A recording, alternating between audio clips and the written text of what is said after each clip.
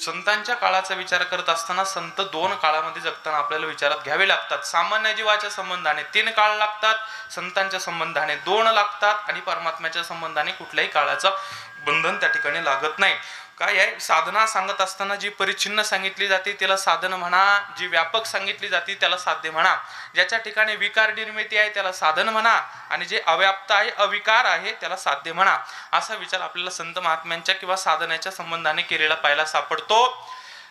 निळोबरायांच्या संबंधाने चिंतन करा. निळोबराय हे साधक सिद्ध संत आहे. महाराष्ट्रामध्ये 2 पद्धतीचे संत परंपरा आपल्याला पाहायला सापडतात. भक्तिशास्त्राने चिंतन करत असताना 2 पद्धतीचे संत आम्हाला जगासमोर ठेवले. एक आजान सिद्ध ठेवले, दुसरे साधक सिद्ध ठेवले. आजान सिद्ध कोणाला म्हणावं, दुसरं साधक सिद्ध कोणाला म्हणावं याचा विचार करत असताना आजान म्हणजे जे जन्मापासूनच ज्ञानी आहे असे आजान सिद्ध आहेत, आणि जे साधना करून साध्यापर्यंत प्राप्त झाले असे साधक सिद्ध महात्मे आपल्याला महाराष्ट्राला लाभलेली ही आपली संत परंपरा आपल्याला विचारात घ्यावी लागते. आणि म्हणून संत परंपरा सांगत असताना आजान सिद्धाची आणि साधक सिद्धाची, ज्ञानोबरायासारखी संत महात्मे घ्या, अनेक सांगायचे झाले त्या ठिकाणी विचार करत असताना आपल्याला शुकाचार्यांसारखे संत महात्मे घ्या, त्या ठिकाणी असणारे अष्टावक्रांसारखे महात्मे घ्या. यांचा सगळ्यांचा विचार करत असताना ही पोटातून शिकून आलेली ज्ञानी मंडळी आहे. यांच्या संबंधाने आपण बोलत असतो व्यवहारामध्ये, तू काही पोटातून शिकून आला का, पण यांच्या संबंधाने हाच विचार लावा लागतो. पोटातूनच ही माऊली संत मंडळी शिकून आली, किंबहुना पोटातूनच शिकून आली, हाही विचार यांच्या संबंधाने कमीच पडतो. ज्ञानोबरायांच्या संबंधाने, याच संबंधाने बोलत असताना ज्ञानोबराय अशी भाषा वापरतात. ज्ञानोबराय म्हणतात, वैसेचे गावा न जाता, दशेचे वाट न पाहता, बाळपणीच सर्वज्ञता वरिता येते. बाळपणीच सर्वज्ञतेशी ज्यांचं लग्न लागलेलं असतं अशी आजान सिद्ध मंडळी महाराष्ट्रामध्ये पाहायला सापडते. किंबहुना ज्ञानोबरायांच्याच भाषेत ज्ञानोबरायांचं वर्णन करायचं झालं तर ज्ञानोबराय एका ठिकाणी गोड हरिपाठामध्ये वर्णन करतात. मागलिया जन्मा मुक्त झालो,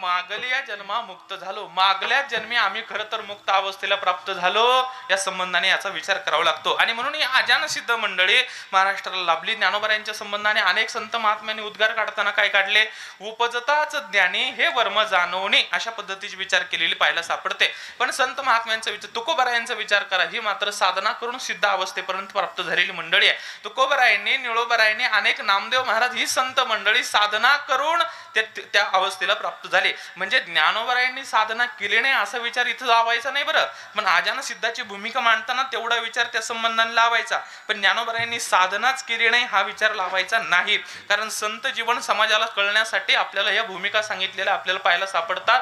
वास्तविकता त्यांच्या प्रत्येक गोष्टी मागे साधना केलेली विचारात घ्यावी लागते. ज्ञानेश्वरी सारखा गोड ग्रंथ आपल्या हातामध्ये देत असताना ज्ञानोबरायांनी साधना सांगितली. बाबा आम्ही मागच्या जन्मामध्ये साधना केली, कुठली साधना केली, ज्ञानोबरायांनी त्याचा विचार केला.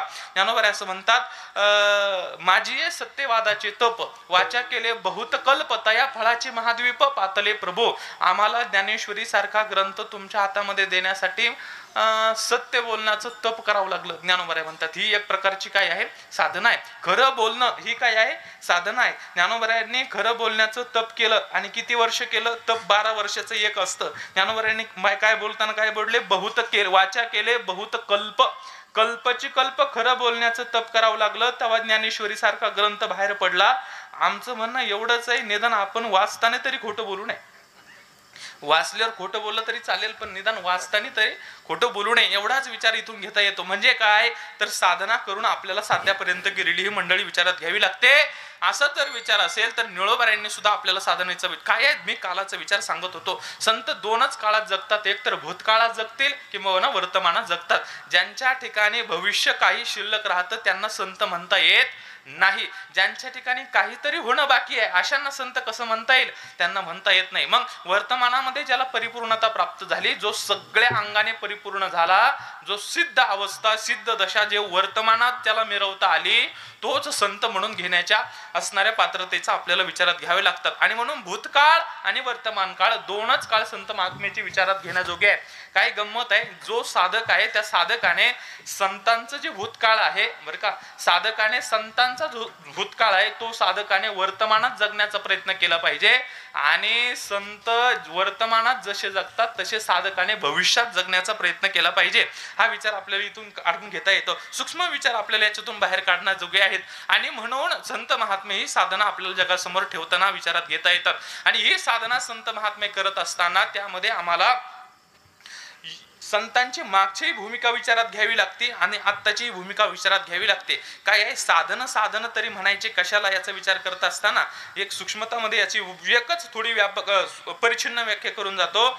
जे अनेक असतं त्याला साधन म्हणा आणि जे एक असतं त्याला साध्य म्हणा. अनेकांमध्ये साधनाची गणना केली जाते आणि जे एक असतं त्यामध्ये साध्याची गणना केली जाते. एकमेव अद्वैतीयम ब्रह्म म्हणून ज्या परब्रह्माचा विचार केला गेला ते कसं आहे, एक आहे. किंबहुना त्याला एक म्हणणं सुद्धा त्याचा अपमान आहे, तेवढं एक असं सांगितलं गेलं. काय आहे, वास्तविकता एकच आहे पण त्याला एक म्हणणं सुद्धा काय आहे, त्याचा अपमान केल्या तर जमाई ते एवढं एक म्हणून सांगितलं गेलं. आणि म्हणून एक जर साध्य जर एक असेल तर तत् संबंधाने निर्माण झालेली अनेक साधनं विचारात घ्यावी लागतात. गीतेने सांगितलेली साधनं, परत त्या ठिकाणी तत्वज्ञानाने सांगितलेली साधनं, तुकोबारायांनी सांगितली, ज्ञानोबारायांनी सांगितली, निळोबारायांनी सांगितलेली साधनं, या सगळ्या साधनेचा विचार करता परमार्थामध्ये अनेक साधनं सांगितले गेले. पण यामध्ये विचार करत असताना प्रत्येक साधनेचा प्रत्येक जण अधिकारी नाही याचाही विचार आपल्याला करता येतो. कर्तये ध्यायते विष्णू त्रेतायाम यजतो मुखे द्वापरे परिचर्यानाम कलौतत हरिकीर्तनात. म्हणून साधनेची कालपरिच्छिन्नता आपल्याला सांगितले गेले. कालपरिच्छिन्नतेला साधन म्हणावं. काय आहे, साध्याची प्राप्ती झाल्यानंतर जे संपल्या जातं त्याला साधन म्हणावं. हा विचार लक्षात घ्या. कारण साध्य प्राप्त झाल्यानंतर पुढे साधनाचा विचार राहत नाही. आम्ही जर पंढरपूरला जाण्यासाठी एखादं साधन निवडलं, पंढरपूर आलं, आम्हाला पुढे त्या साधनाचं घेणं देणं राहिलेलं नाही. आमचं जे साध्य आहे ते आमच्या ठिकाणी पोहोचलेलं आहे असा विचार करावा लागतो. आणि म्हणून हा विचार सांगत असताना आपल्याला साधनेची परिच्छिन्नता सांगावी लागते. जशी देश काळ वस्तू परिच्छिन्नता सांगत असताना परमात्म्याच्या संबंधाने शब्द काय आहे, देश काळ वस्तू भेद मावळला आत्मा निर्वळला विश्वाकार, अशी परमात्म्याच्या संबंधाने केलेली भाषा आहे. पण या साधनेचा विचार करत असताना मात्र त्या संबंधाने आपल्याला कालाची परिच्छिन्नता सांगितली जाते. आणखी थोडा सूक्ष्म विचार करत असताना याच्यामध्ये ज्याच्यामध्ये विकार निर्मिती आहे त्याला साधन म्हणा आणि ज्याच्यामध्ये जर अबाधित आहे त्याला साध्य म्हणा. म्हणजे ज्याच्यामध्ये कशाचाच परिणाम होत नाही त्याला साध्य म्हणा आणि ज्याच्यामध्ये मात्र परिणाम झाल्याशिवाय राहत नाही, विकार निर्मिती झाल्याशिवाय राहत नाही त्याला साधन म्हणा. जे काय आहे थोडंसं विचारायचं असतो ना, आणखी बारीक काढतो. जे परिच्छिन्न असतं त्याच्यातच विकार निर्माण होतात, जे व्यापक असतं त्याच्यात विकार निर्माण होत नाही. मग तो मेंदूतला विचार असो किंवा वागण्यातला असो, ज्याचे मोठे विचार त्याच्यामध्ये विकार निर्मिती नाही, ज्याचे विचार परिच्छिन्न त्याच्यामध्ये आपल्याला लवकर विकार निर्मिती झालेली पाहायला सापडते. वाटीभर दुधाला जर विरजन लावायचं म्हटलं शक्य आहे की नाही? कॅन भर दुधाला विरजन लावायचं शक्य आहे की नाही? 10,000 लिटर दुधाला डॉक्टर काय विरजन लावता येतं की नाही? येतं की नाही? येतं. हा तरी म्हणा. म्हणजे थोडक्यात बोलायचं, जेवढं दूध मोजता येतं तेवढ्या दुधाला विरजन लावणं शक्य आहे की नाही? सगळं तेवढ्या दुधाला विरजन लावणं शक्य आहे. पण दुधाच्या समुद्राला विरजन लावायचं म्हटलं, दुधाच्या समुद्राला विरजन लावणं शक्य आहे का? ते शक्य नाही. कारण विकार निर्मिती परिच्छिन्नामध्ये होत असते आणि जे व्यापक असतं त्याच्यामध्ये विकार निर्मिती होत नाही. तसं परब्रह्म तत्व कसं आहे? व्यापक आहे. तिन्ही काळामध्ये ज्याचा बाध होत नाही असा अबाधित तत्व म्हणजे त्या ठिकाणी परमात्म तत्व. सत्य तू सत्य तू सत्य तू विठ्ठला,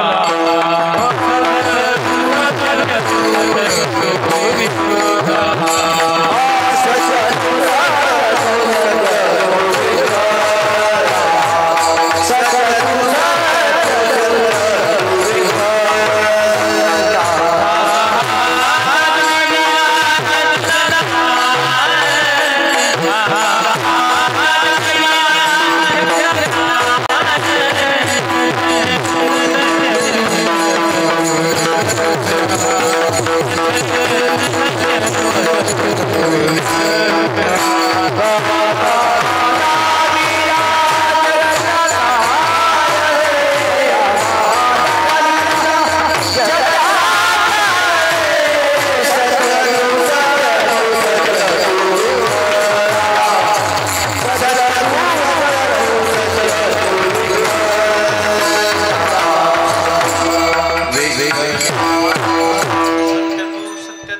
सत्य तो विठ्ठला कागा दाविला जगदाकार. महाराज सांगतात तिन्ही कालामध्ये जो सत्य आहे तो परमात्मा आहे. असं सत्यम परम धीमहि म्हणून त्याचं भागवतामध्ये वर्णन केलं गेलं. असं परमात्मा तत्व सत्य असल्या कारणामुळे ते व्यापक आहे आणि व्यापकामध्ये कधीही विकार निर्मिती होत नाही. मग विकार निर्मिती कुठे? परिचिन्नामध्ये होते. मग जर व्यापक परिचिन्नामध्ये विकार निर्मिती होत असेल असं जर विचारात घ्यावं लागत असेल तर एका पद्धतीने साधनेतही विकार निर्मिती होताना आपल्याला पाहायला सापडते. साधनेत जशी विकार निर्मिती होते तशी ती साधना करणारा जो साधक आहे त्या साधकातही विकार निर्मिती होताना आपल्याला पाहायला सापडते. निळोबरायांचे एका चरणामध्ये विचार करत असताना निळोबराय काय बोलतात? निळोबराय म्हणतात जव जवरी गे साधनाद्वारी तव तवरी गे साधना अभिमान. करिता ती तपे काम क्रोध खवळती नित्यानित्यमान अभिमान वाढविती. करिता तीर्थाटने अहंकाराची प्राप्ती हो. हे कशाचं प्रतीक आहे? याला म्हणायचं साधनेतला दोष किंवा साधनेतले विकार. काय आहे? महाराज म्हणतात जवजवरी गे साधनाद्वारी तव तवरी गे साधना अभिमान. लक्षात घ्या, साधनेचा अभिमान कधी निर्माण होतो? जो साधना करतो त्याच्याच ठिकाणी साधनेचा अभिमान प्राप्त होतो. काय आहे? ज्ञान ही सुद्धा काय आहे? साधनाच आहे. ज्ञान साध्य नाही आहे. दुर्दैवाने आम्हाला ते साध्य करून घेण्याची सवय लागली म्हणून घेण्याची सवय लागली तो भाग स्वतंत्र आहे. पण ज्ञान सुद्धा परमात्मा प्राप्तीचं काय आहे? साधनच आपल्याला विचारात घ्यावं लागतं. मग ज्ञान ही साधन आहे तर ज्ञानाचा साधनेचा विकार सांगत असताना ज्ञानोबा यांनी काय सांगितलं? सज्ञानाचे झोंबे कंठी. बरोबर आहे की नाही? सज्ञानाचे कुठे झोंबे म्हणले ज्ञानोबा? अज्ञानाचे नाही झोंबे, सज्ञानाचे झोंबे. म्हणजे जो ज्ञानी आहे त्याच्या कुठे झोंबे? कंठामध्ये झोंबे. लक्षात घ्या. म्हणून अहंकाराचं बोलणं कंठातून, प्रत्येकाचं बोलणं कंठातून येतं तसं अहंकाराचंही बोलणं कंठातून येतं. फरक एवढाच आहे, तो अहंकार त्याच्या कंठात राहत असल्यामुळे पहिला अहंकार बाहेर येतो मग शब्द बाहेर पडतात. विठ्ठल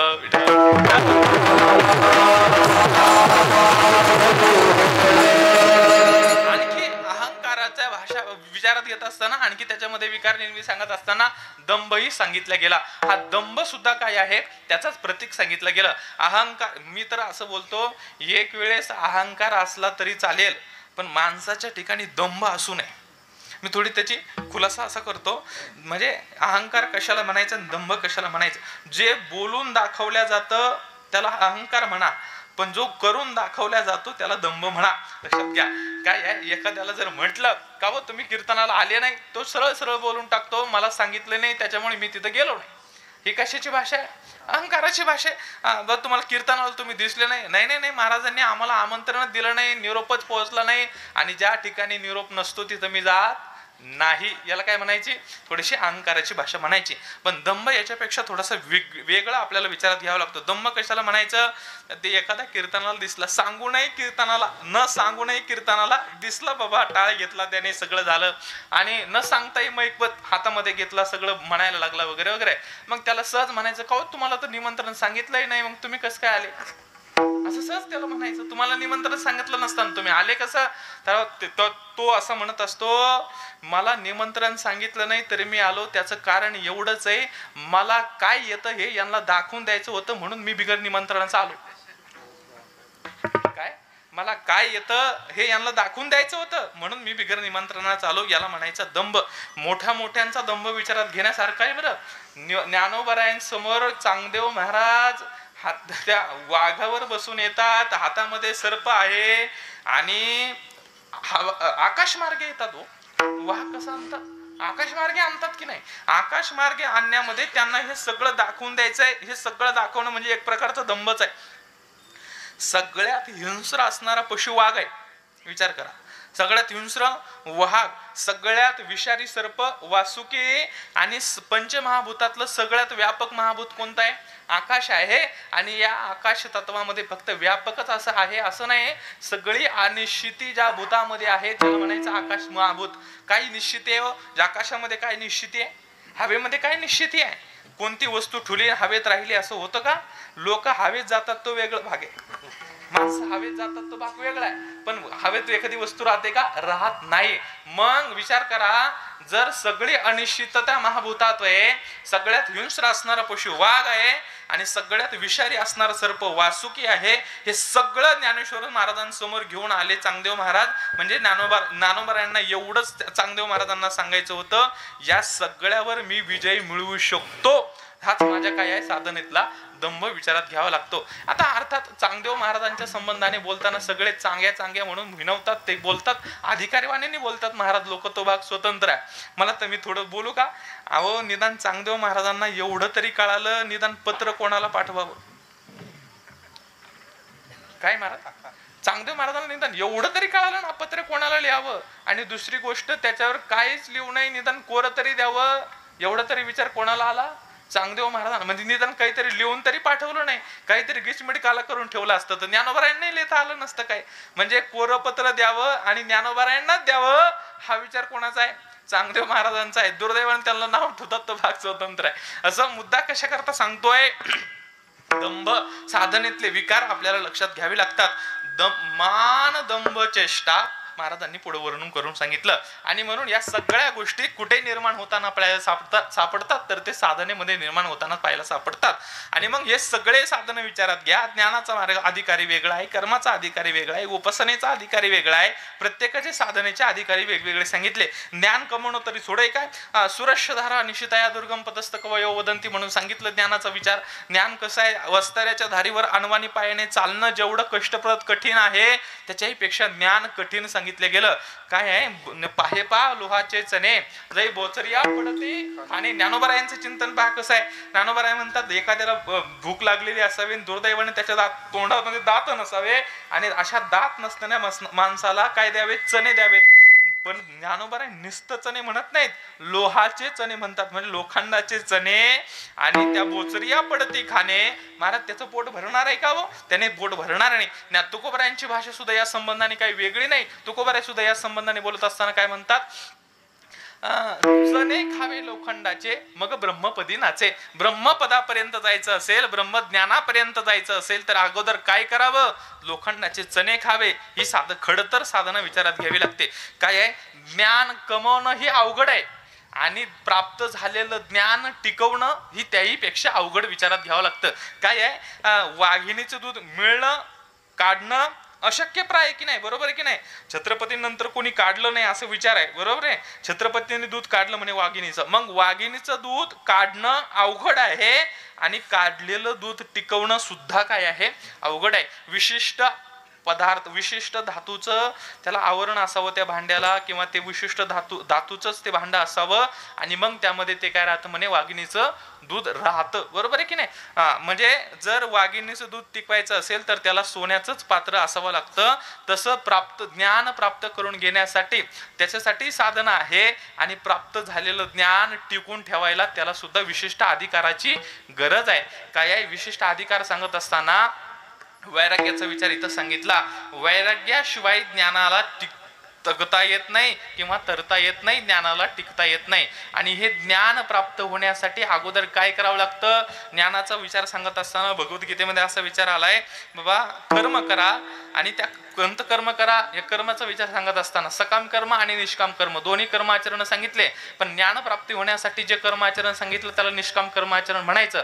निष्काम कर्म आचरणाचा परिणाम काय? अंतःकरण शुद्धी. आणि निष्काम कर्म आचरणाचा परिणाम अंतःकरण शुद्धी, आणि अंतःकरण शुद्धीचा परिणाम त्या शुद्ध झालेल्या अंतःकरणामध्ये तैल बिंदू रिवांभसे अशा पद्धतीने त्या अंतःकरणामध्ये शुद्ध झालेल्या अंतःकरणा काय आहे त्या वशिष्ठामध्ये विचार आलाय. काय आहे, रामचंद्र प्रभू वशिष्ठ मुनी रामचंद्रांना सांगत असताना असं सांगितलंय, अथ उक्तम मया रामा यदि शुद्ध ही चेतसी उपदेशो ही प्रसरती तैलबिंदू रिवांभसे.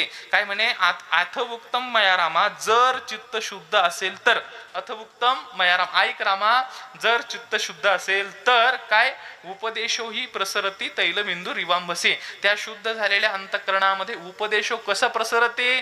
तैलबिंदू रिवांभसे, म्हणजे तेलाचा थेंब पाण्यावर पडावा, आणि पडल्यानंतर त्या तेलाच्या थेंबाने पाण्याचं क्षणार्धात पृष्ठभाग व्यापून घ्यावा. तशा पद्धतीने शुद्ध झालेल्या अंतःकरणावर उपदेशाचा ज्ञानाचा एक थेंब पडला तरी तो पूर्ण जीवनभर पूर्ण उरतो. म्हणून शुद्ध झालेल्या अंतःकरणामध्ये तसं ज्ञान पुरायला सुरुवात होते. मग निष्काम कर्माचरणाचा परिणाम अंतःकरण शुद्धी, आणि अंतःकरण शुद्धीचा परिणाम पुढे काय सांगितलं, ज्ञानाची हळूहळू त्याच्या ठिकाणी प्राप्ती होते. पण मग ही प्राप्ती झाल्यानंतर पुन्हा ते ज्ञान टिकण्यासाठी कशाची गरज आहे? महाराज पुढे सांगतात त्याला वैराग्याची गरज आहे. आणि वैराग्य जर नसेल तर त्या ज्ञानाला तकता येत नाही, टिकवता येत नाही. म्हणजे मला कशा करता सांगायचंय, हे ज्ञानाचा अधिकारी सगळे नाहीत, योगाचे अधिकारी सगळे नाहीत, कर्माचे अधिकार सगळे नाहीत, उपासनेचे अधिकार सगळे नाहीत. मग सगळे साधन करत असताना आम्हाला त्याच्यामध्ये प्रतिबंधता निर्माण झालेली पाहायला सापडते. साधक त्या अवस्थेला किंवा त्या लेवलचा नसेल तर आपल्याला याचा साधनेचा विचार तत्संबंधाने करता येत नाही. किंबहुना जरी केलाच तरी त्या साधनेचा शेवट होईल हेही सांगता येत नाही. आजचा अभंग ज्या निळोबरायांचा आहे त्यात निळोबरायांनी साधनेच्या संबंधाने चिंतन मांडत असताना गवळणीमध्ये फार गोड चिंतन मांडले. नाना साधनेच्या केला खटपटा, तरी न पवती व याच्या दारवंटा, जाणो जाता जाणीव झाली आडपाटा, योग अभ्यासे सिद्धी रोधिताती वाटा, हो धन्य ही आनंदाची सापडली वेळ. म्हणून त्याच्या संबंधाने विचार केला. नानावर तुकोबर सुद्धा यापेक्षा वेगळं म्हणत नाही. सांडी मांडी अवघ्या केल्या बरोबरी, अधुक्याची परी दुःखाची आहे. याच्या संबंधाने सगळ्या संबंधाने विचार करा. ही ज्ञानाची परंपरा विचार घ्या, साधनेचा विचार घ्या. आणि ही सगळी साधनं सांगत असताना सगळे परमात्म्याच्या दारापर्यंतही जातील म्हणून भरोसा आहे बरं का. परमात्मा प्राप्ती होईलच हे माझं बोलणं लक्षात येते. महाराजांनी मला अर्धा तास दिला, मग मला त्याच्यामध्ये सगळं कव्हर करायचं आहे ना, म्हणून बरोबर बोलावं लागतंय. आणि मी जे बोलतोय बरं का, जेवढं बोलतोय मी माझ्या अंतःकरणात असा भाव आहे, मी जेवढं बोलतोय ते सगळं तुम्हाला कळतंय असा माझा काय अंतःकरणामध्ये मोठा विश्वास आहे. आणि तो 9 वाजेपर्यंत टिकून राहील असाही मोठा विश्वास आहे. त्याबद्दल काही वाद नाही. असं म्हणून बरोबर बोलतोय. तर असं पुढे बोलताना या साधनेचा विचार करावा. आणि मग जर सोपं साधन सांगितलं असतं, काय या संतांनी काय केलंय, अवघड असणारा परमार्थ जगाला सोपा करून सांगितलेला आहे. मी थोडस व्याख्या बदलू का महाराज लोकांची आणि संतांची, एवढीच करतो. ज्यांनी अवघड होतं ते सोपं केलं त्यांना संत म्हणावं, आणि जे अवघडाचा आणखी अवघड करण्याच्या भानगडीत पडतात त्याला बुवा महाराज म्हणावं. याच्यापेक्षा वेगळी व्याख्या याची होणार नाही. आणि म्हणून संतांनी अगोदर अवघडच आहे वेदाचा अर्थ आमाशीच ठावा असं तुकोबरायांनी म्हणून ठेवलं. पण तो वेद तुकोबरायांनी आपल्याला प्राकृतामध्ये आणलेला पाहायला सापडतो. ज्ञानोबरायांनी सुद्धा त्याचं काय काय केलं गीतेचं हेच विचार केलेला आपल्याला पाहायला सापडतो. आणि म्हणून अवघडातून सोप्याकडे जाण्यासाठी ही संतांची काय मोडून या वाटा सूक्ष्म दुस्तर केला राज्यभार चाले ऐसा. असं जर संतांचं वाङ्मय असेल, संतांचा विचार असा जर असेल तर समाज हा सोप्या मार्गाला घेऊन गेला पाहिजे. सोप्या मार्गाने समाज साध्यापर्यंत गेला पाहिजे. आणि मग परमार्थाचा साधन किंवा परमार्थ साध्य व्हावं असं जर आपल्याला वाटत असेल तर निळोबराय सारख्या संत महात्म्यांकडे जावं आणि त्यांना जाऊन नतमस्तक व्हावं आणि विचारावं आम्हाला परमार्थ करायचा आहे. आणि मग त्या परमार्थ करण्यासाठी आम्हाला परमार्थ साध्य होण्यासाठी आम्ही साधन कुठलं वापरावं असा एखाद्या साधकाने निळोबरायांना प्रश्न केला असावा. आणि त्या प्रश्नाचं उत्तर देत असताना निळोबराय अभंगाच्या 2ऱ्या चरणामध्ये त्याला उत्तर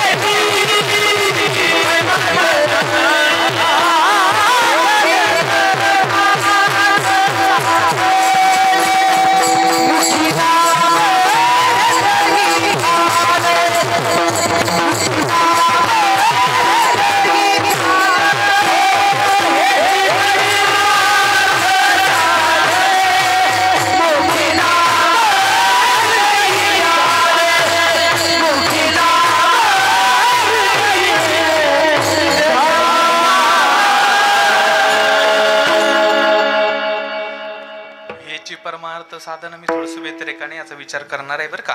काय आहे महाराज सांगतात हेची परमार्थ साधन. इथपर्यंतच थांबा. परमार्थाचं साधन काय आहे? हेची परमार्थ साधन. एवढंच परमार्थाचं साधन आहे. याच्यापेक्षा अन्य साधन कुठेही आपल्याला पाहायला सापडणार नाही.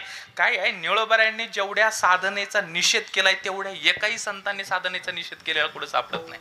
ज्ञानोबारायांचा गाथा विचारात घेत असताना जेवढे साधन निषेध करतानाही ज्ञानोबाराय सापडतील आणि साधनेचं महत्व सांगतानाही ज्ञानोबाराय सांगतील. कारण ज्ञानोबारायांसारखी साधना कोणी केलेली पाहायला सापडत नाही.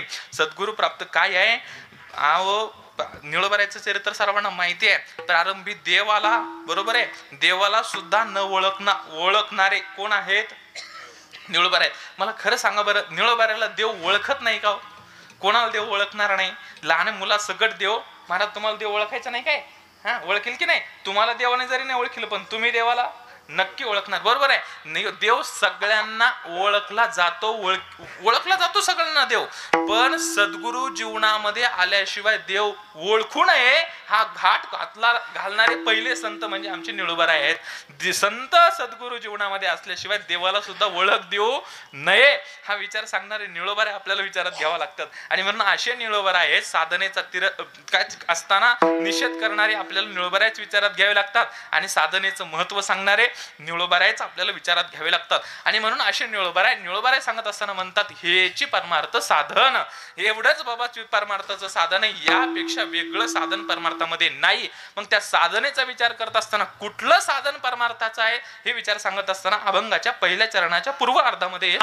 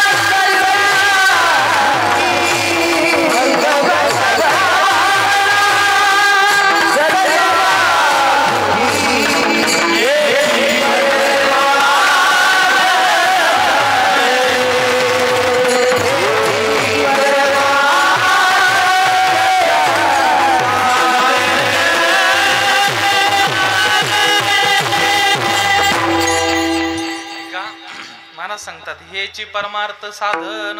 दुसऱ्या चरणामध्ये महाराज पूर्वार्धामध्ये काय म्हणतात? हेची परमार्थ साधन. हेच परमार्थाचं साधन आहे.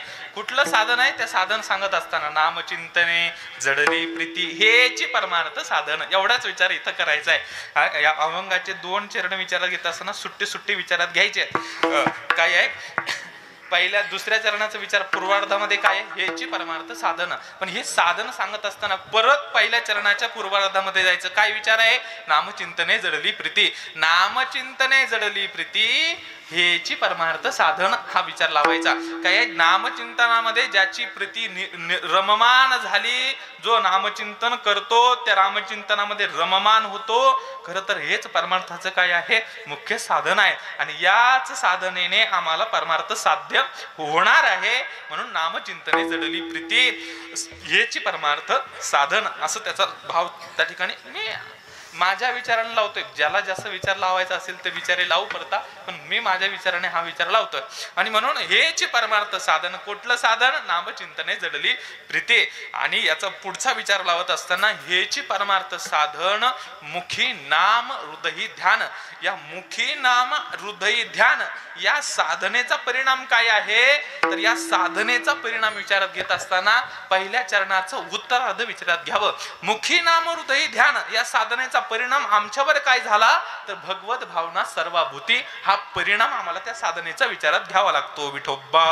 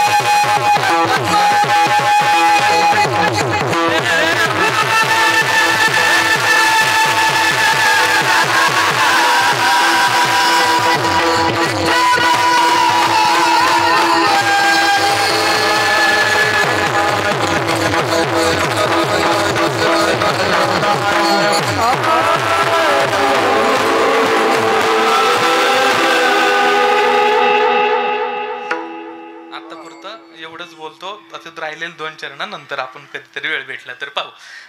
महाराज सांगतात, नामचिंतने जडली प्रीती भगवत भावना सर्वाभूती हेची परमार्थ साधन मुखी नाम हृदय ध्यान. आपल्या या पवित्र पावन भूमीमध्ये गेल्या काही वर्षापासून संपन्न होत असलेला हा चतुर्थ दिवस कीर्तन महोत्सव सोहळा याही वर्षी मोठ्या थाटामाटामध्ये मोठ्या प्रेमाने हा आपल्या या ससेगांधली या वस्तीवर वामूर्तीलाच असणारी एक उपभाग या ठिकाणी आपण हा उत्सव संपन्न करतो आहोत. अत्यंत आनंदाचं वातावरण आहे. पहिल्या दिवशी उपस्थिती चांगली अशा पद्धतीची आहे. असो, महाराजांचं जे काही नियोजन आहे ते सर्वच पाहण्यासारखं आहे, वाखण्याजोगं आहे. हरिभक्तीपरायण वेदांत भास्कर आचार्य श्री जिंगले शास्त्रीजींच्या खरं तर प्रेरणेने, त्यांच्याच आशीर्वादाने हा उत्सव या ठिकाणी दरवर्षी आपण संपन्न करत असतो. आणि म्हणून याही वर्षी आदरणीय श्री हरिभक्तीपरायण किशोरजी महाराज गडाख बाबांच्या उत्तम नियोजनातून महाराजांच्या शिबिराचा हा सांगता सोहळा महाराज दरवर्षी पद्धतीने करत असतात. आणि म्हणून महाराष्ट्रातील तत्संबंधाने सर्वच गायनाचार्य मंडळी या कार्यक्रमासाठी रोज नित्याने हजेरी लावत असतात. आणि तोही आज योगायोग या ठिकाणी आलेला आहे. असणारी महाराष्ट्रातील सर्वच पूज्य मंडळी या ठिकाणी कार्यक्रमासाठी उपस्थित आहेत. सर्वांबद्दल प्रेम आदर भाव व्यक्त करतो. सर्वांचे चरणी साष्टांग दंडवत. परिसरातील महाराज मंडळी सर्वच या ठिकाणी कार्यक्रमासाठी उपस्थित आहेत. परिसरातील भाविक श्रोतृ मंडळी सर्वच या ठिकाणी उपस्थित आहेत. जास्त कोणाचं नाम उल्लेख न करता सर्वांचे चरणी साष्टांग दंडवत प्रणिपात करतो. माझ्या वाणीला पूर्ण विराम देतो. ज्ञानेश्वर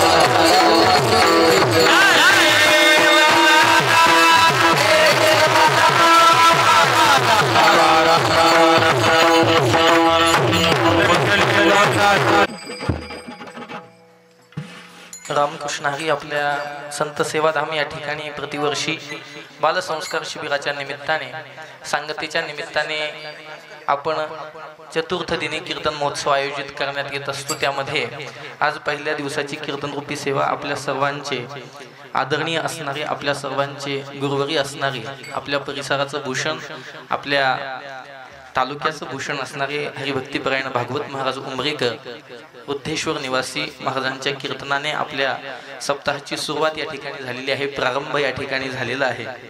प्रतिवर्षीच परमपूज्य महाराजांच्या असणाऱ्या कीर्तनाने आपल्या सप्ताहाची सुरुवात होत असते आणि म्हणून महाराजांची आज पहिल्या दिवशी कीर्तनरूपी सेवा झाली। पहा, वेळ त्यांना कमी मिळाला कारण पहिल्या दिवस म्हटल्यानंतर सुरुवात होण्याकरता थोडाफार विलंब होतो आणि म्हणून थोडासा वेळ त्यांना कमी भेटला, त्याबद्दल मी त्यांची क्षमा मागतो, दिलगिरी व्यक्त करतो।